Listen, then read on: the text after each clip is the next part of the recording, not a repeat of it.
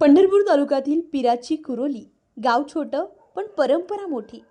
हिंदू ऐक्याचं प्रतीक मानली जाणारी एलम्मा देवीची यात्रा इथे दरवर्षी न चुकता पूर्वजांच्या पाऊलखुणा सांभाळत साजरी केली जाते.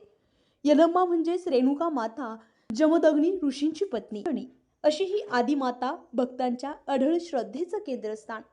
मार्गशीर्ष महिन्यातील मोक्षदा किंवा मौनी एकादशीचा दुसरा दिवस गावभर एक वेगळीच भक्तिमय धांदल.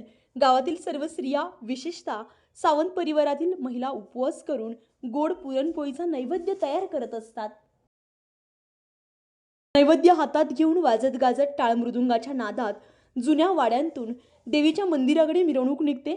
मंदिरात नैवेद्य अर्पण झाल्यानंतर स्त्रिया उपवास सोडतात आणि गावात दिवसभर एक पवित्र शांती अनुभवायला मिळते.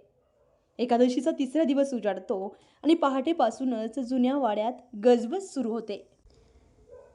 देवीच्या मानाच्या ओटी भरण्याचा विधी, जनजोगटी, पुजारी, पालखी हे सगळं डमरू ढोल ताशांच्या गजरात पार पाडलं जातं.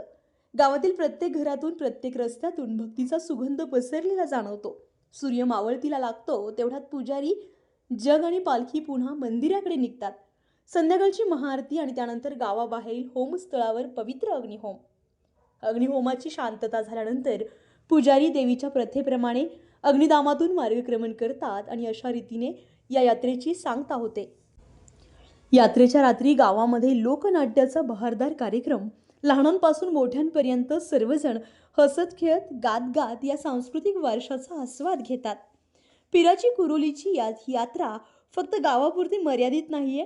गावाबाहेरून, तालुक्यांतून, जिल्ह्यांतून, अगदी परगावीही भक्त मोठ्या संख्येने देवीचं दर्शन घ्यायला येतात. गावकरी, स्वयंसेवक तसेच पोलीस बांधवांचे सहकार्य यामुळेच ही 3 दिवसीय यात्रा गुण्या गोविंदानं आणि अखंड शांततेत पार पडते.